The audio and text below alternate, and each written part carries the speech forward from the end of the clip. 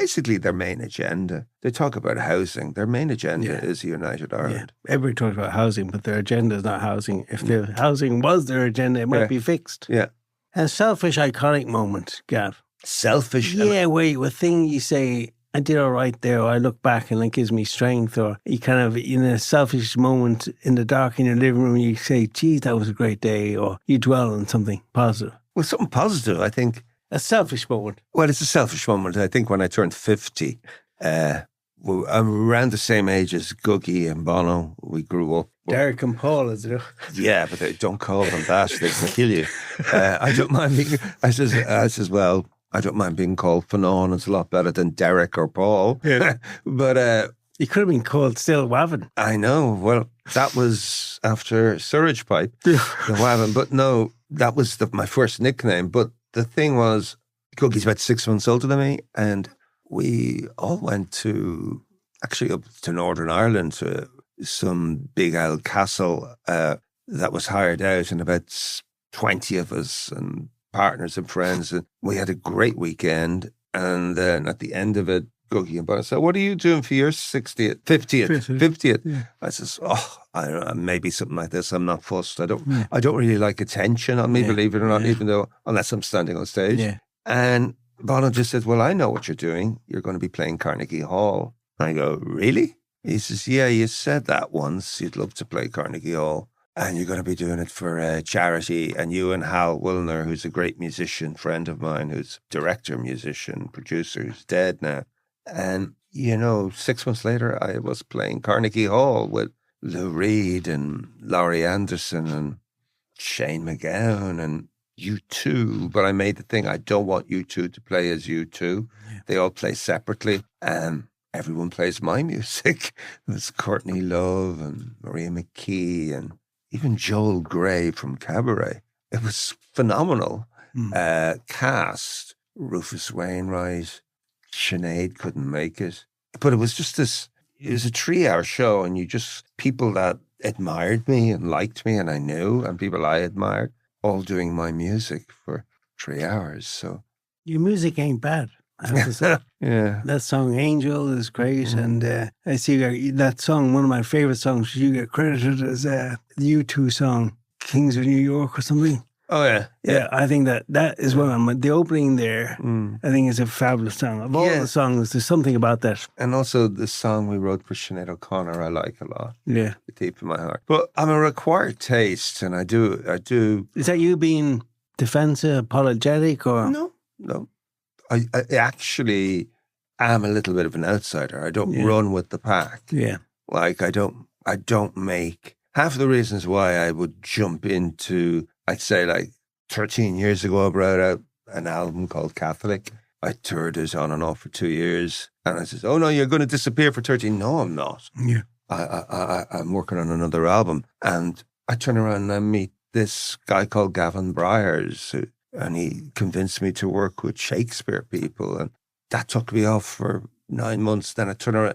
It's like I tend to bump into new ideas. But I quite like educating myself. Like, I went, work with the Shakespeare Company, and I said, they only pay you 50 quid sterling a week. And I know Jim Sheridan says, do it. Yeah. He says, it's like going to college. So, yeah. But you seem to like testing yourself as well, do you? Yes. The boundaries, how far can I get myself? Yes. And the same with score and classical music.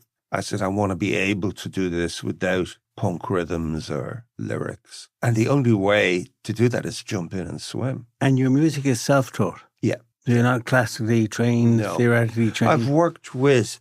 No, I'm not classically trained. Well... In the sense of music teacher? Yeah, I mean, I know I've been doing stuff for so long. Yeah. And I tend to work with very talented people. Yeah.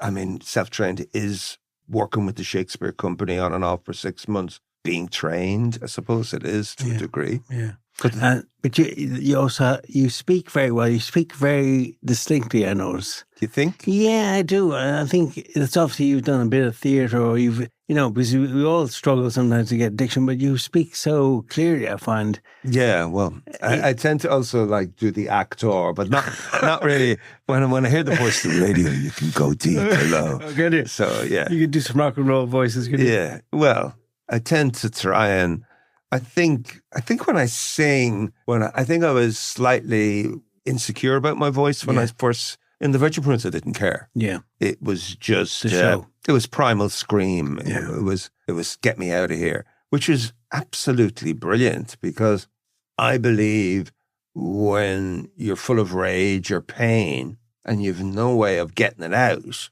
it ends up bad. That's why people turn to drink or drugs or whatever. I could have been a junkie or fucked up. And do you ever have issues there? No. How do you, with all the rage and, you obviously able to control it in a way with the Virgin Prunes, with the artistic outlets and no more than the rest of us. Well, not really. I had a very, I didn't really start drinking till I was in my 30s. Yeah.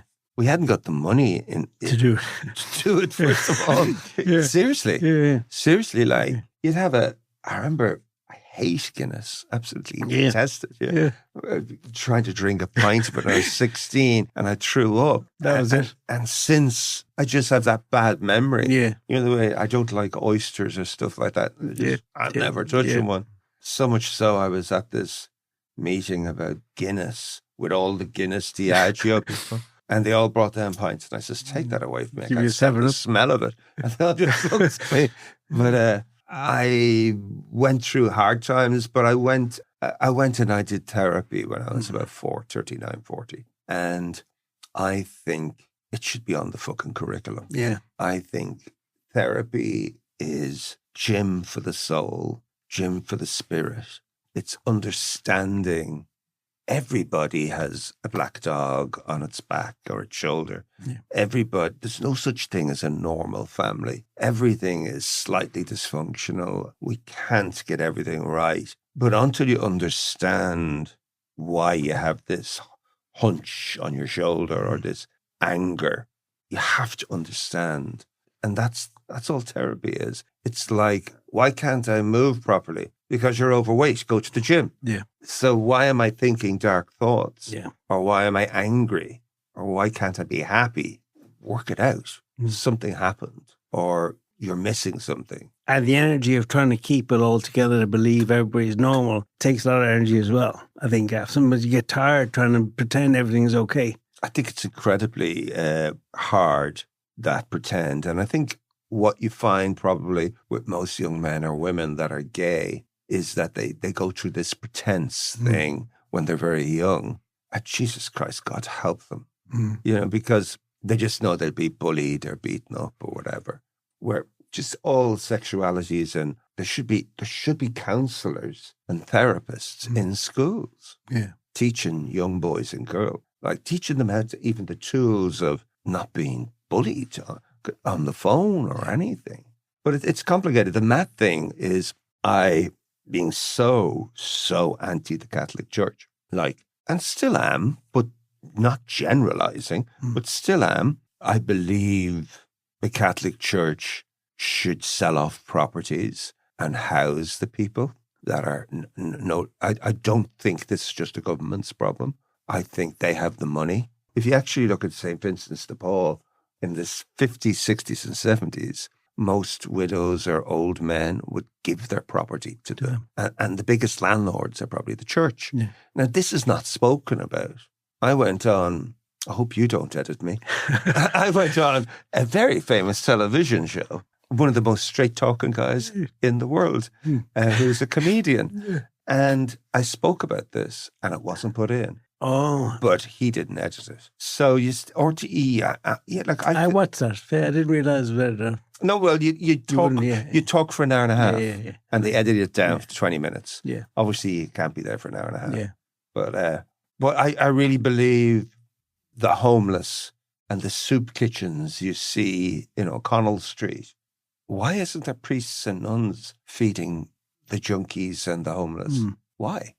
Why is it housewife is doing it of her own bat. Is that not what Jesus Christ would do today? He'd be washing the feet of Ukrainians and bringing them into his house. Mm-hmm. I'm just putting it out there. Yeah. But at the same time, when I went to therapy, and I went to a few different people, and they're probably in therapy. It's the truth. Truth be told. I just didn't